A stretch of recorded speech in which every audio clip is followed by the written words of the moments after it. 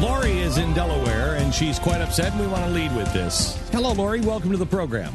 Yes, hi, Glenn. It's Anita. Thank you for taking my call. That's okay. And I really want to start out, like, the reason why I called was when you were talking about the people that like Trump because he's an authoritarian figure. And I just want to set the record straight on that, Glenn, because I think you're fair. I think Stu is the ringleader of hating Trump, and everyone else has fallen into right in behind him like little soldiers. However, what Trump is doing right now to Cruz, saying that he isn't liked because he can't get along, that's total deception. Cruz actually honors the oath that he took when he was elected into office. Mm-hmm. He actually obeys our laws, and he does want to serve we the people. And the reason why I haven't crossed Trump off the list have nothing to do with him being an authoritarian figure. It had everything to do with the fact that 94-plus million legal citizens are jobless. We are living below poverty level. I don't think that it's fair for people to be here illegally, ignore our laws, which they can't do in other countries, commit a crime, gang rape people, and Hannity went into great depth on a lot of those people, and then they're able to flee to sanctuary cities. I don't agree with that. And I would hope that you would not agree with that. Oh, hold on, Anita. Of course we don't agree with that. We never have agreed with that. We've been talking about this since George Bush was in office early on. Longer than Donald Trump, that's for sure. We've been Glenn, on this. Honestly, you haven't, Glenn. That's why I get so upset. Hold on just a second. Anita, I gave you a chance to talk. Give me a second, please. Let me finish what I said. I was calling for the impeachment of George W. Bush based on what he was doing on the border. So I have a very long history on what I believe is happening on the border. None of us are against any of that. The question is, how do you get it done? Are you going to follow the Constitution, or are you just going to use the pen and the phone, as Barack Obama says? But, Glenn, honestly, I always feel that you listen to the Holy Spirit. And I feel because Stu is such a ringleader of hating Trump and making it personal, that's how he started. He started with putting down Trump's clothing line, his hair, his businesses, his TV show. When, Glenn, you're a business owner. You have a TV show. You're going to be making movies. You have a clothing line. You can't trust Trump over those things. Okay, Lori, Anita, saying anything about a clothing line. Hang on just a second. No. And I own one of his ties. Yeah, I don't have a problem with the clothing line. This is what I'm talking about, Stu. What did I say about his clothing line? What have I said about Stu, that was one of the first things that you said. That's what I thought. Stu, you're making this personal. Why? Wait. Can you explain to me what you're talking about? Well, for me, Trump. No. I'm about what have I said? No, can you remember what he said specifically so we can track it down? Honestly, please, if there's any way that you can digitally type that in and bring it up. Yeah, if you can quote it, Glenn, we can. That's when I started posting on your Facebook. Please, Anita, please. Hold on just a second, please. We're trying to be reasonable, and there's no reason for you to get so upset here. Let's have a reasonable conversation. If you can give us a quote, we can type it in and we can find the quote. So can you remember kind of what he said about it? Yes, it was back when all this first started and Trump got in the race, and Stu brought up about his clothing. Who wants to wear his clothes? And he brought up about his businesses, and he also brought up about his TV show. And that's when I actually posted on Facebook, and I said, Stu, you're making this personal. Please pray and ask God to direct you on this. I tried to be reasonable. And Glenn, can this be like a debate where I get mentioned and I get 30 seconds to respond? Is that Spirit, Glenn? Okay, hang on. Let him respond, and then I'm going to talk to you too. The only thing I can ever remember saying about I need to speak as well. I need 30 seconds. Wait, but you weren't specifically mentioned, Pat. Now he's been mentioned. The only thing I can ever remember talking about his clothing line ever mentioning was when the story came out that it was made in Mexico. That was the only thing I can ever remember. No, that wasn't the thing that you said, Stu, because honestly, I got so mad at you. That's when I started posting about you being a high school dropout, because I got so mad at you over that. Oh, no, I made it through. Stop. Hold on. First of all, I made it through high school, clearly. Well, then it's wrong about you on Facebook, so you'll want to fix that then, because that's what they have about you. So just have them fix that for you. What? Okay, I don't know where you would see that, but I don't, Anyway. As we all learned this weekend, you can't always trust things on Facebook. Okay, but Glenn, please let's stop saying that people were for Trump just because we didn't hate him because he's authoritarian. That's not what the Excuse story me. said, Hold on just a Anita. second. That's not what it said. The study said it was a statistically significant difference. It didn't say everyone who supports Trump believes in authoritarianism. It is a study. I'm not saying it. It is a study, and it is significant difference between. In fact, let me just quote the study right here. Have been buoyed by Americans with authoritarian, has been buoyed, not driven by, not all of them, has been buoyed above all by Americans with authoritarian inclinations. And I go back to, again, Ted Cruz is respected because he honors his oath that he took when he entered office. He obeys our laws, and he's also for we the people. Now, that's why I like Ted Cruz. The reason why I like Trump is because he actually had the courage originally to stand up against those that were coming here illegally, which it is against the law to come on the laws that we have now on the books. That's illegal. And I don't feel that it's right to commit a crime, gang rape, set people on fire, and flee to a sanctuary city. Neither does. Hold on just a second. Neither does Ted Cruz. Bernie Sanders, Bernie for that matter. Sanders doesn't think gang rapes are good. I don't understand your passion that is so deep. I can hear it in your voice. You're very, very angry, and you're very angry at us. And I understand. Okay, but Glenn, you. That's the thing, because I always feel that you listen to the Holy Spirit. So and you should probably.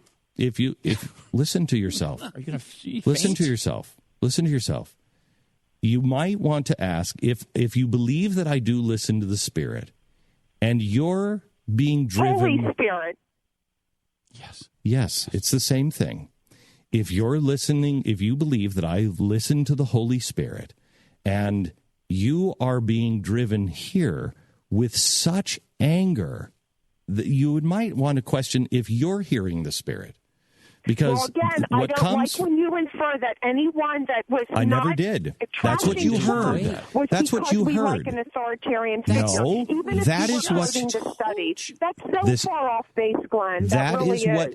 That's what you heard, and you can have an opinion against this study, but it is a study that shows that is what. A number of people, just like Barack Obama, there are a number of people that are the hardcore base. That wouldn't include you, because you say you're not part of his hardcore base. But I would kind of question that just listening to your voice.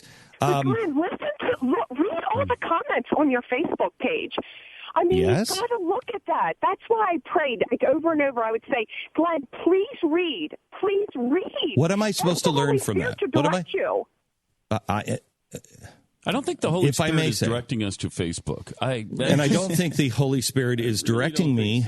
I don't believe the Holy Spirit would direct me to a man who behaves the way Donald Trump behaves. I'm sorry. Glenn, did it scare you last night listening to the 1 minute of the opening statements from Hillary and O'Malley? And I don't believe the Holy Spirit plays the game of, well, you should be afraid of this person, and that way you should choose this person. The Holy Spirit will always direct you to do the right thing, even if it means your own persecution. Well, again, I believe that the things that Trump was saying about illegals, I'm 100% for that. I am. Well, I don't feel that it's fair that they get to ignore our that is laws, good. So, take our Anita, jobs, are you commit crimes and go to sanctuary cities? So are you a one-issue voter? And that's fine if you are. Are you somebody that says... Well, number one, for me, not killing our babies and cutting them into pieces when they have a beating heart at 18 days. Okay, all right. So hang on just a second, Anita, let me just play. Could you play the audio, please, from Meet the Press on Donald Trump and partial birth abortion? Yeah, listen to this, Anita. Partial birth abortion, the eliminating of abortion in the third trimester. Big issue in Washington. Would President Trump ban partial birth abortion? Well, look, I'm very pro-choice. I hate the concept of abortion. I hate it. I hate everything it stands for. I cringe when I listen to people debating the subject. But I just believe in choice. And again, it may be a little bit of a New York background because there is some different attitude in different parts of the country. And, I was raised in New York and grew up and work and everything else in New York City. But I am strongly for choice, and yet I hate the concept of abortion. But so what year was that interview? 1997? What year was that interview? 1999. And can you tell me? Hold on. Do you know what? I'm going to be very honest. I was married and I was 26, and I got an abortion. And you know what? Until I was in college and I actually saw the film, The Silent Scream, and I actually was educated on the truth about partial birth abortion, I also was pro-choice until God changed my heart. Anita, I think that is you have a pivot point. What Anita, is his? that is a brilliant statement, and I'm glad God changed your heart. And like Pat just said, you can tell me what your pivot point is. You can describe it. What was the movie theater like, or where did you see The Silent Scream? Where did you see it? It was actually when I was a student at the University of Delaware. So where did you see it? What was the room? Hold on, just please answer my questions. Please, Anita, please listen to me. Please just answer the question. Where did you see it? Can you tell me what the room looked like? It was actually at the University of Delaware. They had where was it? I understand. Please. The Silent Scream. No, I know that. Please, Anita, please listen to me. What did the room look like where you saw it? It was in the basement of the library at the University of Delaware. Okay, were there a lot of lights or not very many lights? No, it was actually me watching it by myself. You were by yourself. And what was the chair? What was the chair like that you sat in? It was a regular chair that you have at a university setting. I don't remember every detail about that chair. All I remember was Dr. hold Bernard on. Please Nathanson. listen to me. Please listen to me. Okay, go ahead. You remember pretty much everything about that moment. You may not know the details of the chair, but you remember what that room looked like. You can tell me everything about your pivot point. Can you tell me now, Anita, what the pivot point was with Donald Trump, where Donald Trump just in the 2000s, and I believe right before the election of 2008, was still very pro-choice, and still in after 2008 talked about appointing somebody to the Supreme Court that is wildly pro-choice. Can you tell me what his pivot point was that we should now believe? Because I do believe in redemption. I do believe people change their mind. I do believe in pivot points. But you have to tell me what it was. What changed his mind? Ted Cruz's father, when he could you tell me? Jesus as his savior, I can tell you his pivot point. And got his son and his wife. And they made it work. Exactly right. But you cannot. And what was his pivot point? Can you tell me what Raphael's pivot point was? He met a preacher, right? Yes, who actually told him about Jesus. But why don't you have? So what give Trump the same opportunity to say to Donald Trump? He's had it. If you're not, he's had it. He's had it. He's had it. Gave him the chance. He's had it. In 2015, he wanted to appoint a Supreme Court justice that supports partial birth abortion. 2015. Now I know that's last year, so maybe we're supposed to excuse that too. There was something big, Anita, that happened between now and 2015 last year that was big enough to say, I'm not for not just abortion, partial birth abortion is what he was for. Now he's not for that. So tell me what it was. Why isn't that okay, Glenn? I know God changed my heart on the issue of life. So 2015? Anita, okay, so even 2015, let me say this. We have to make these excuses? Then let me say this. Oh. And Anita, if this doesn't ring to you, then nothing will, and we're wasting our time. And we can bid each other a fond farewell. Donald Trump just said last summer that he hasn't done anything where he had to ask forgiveness for God. Nothing. I remember him saying that. You remember saying that? He's never had to ask forgiveness.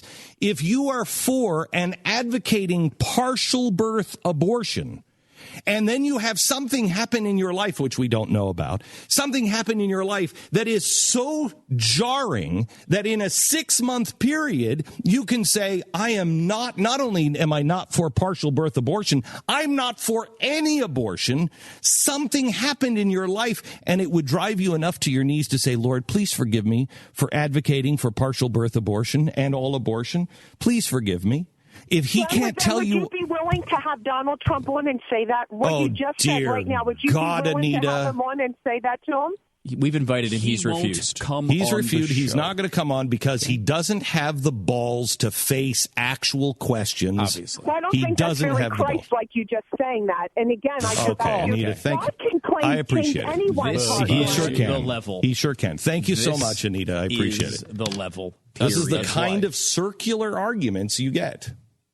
Good and she heavens. claims not to be a Trump fan. Jeez, man. Listen to what she's willing to accept. And why? And talk to me about the Spirit. Yeah. Talk to me about the Spirit. The Holy Spirit, where he won't even ask for forgiveness for God. I'm being lectured about the Spirit. And she has the full armor on for him. It's amazing. Don't tell me it's not about authoritarianism. She wants someone to pay for what's happening on the border. That's it.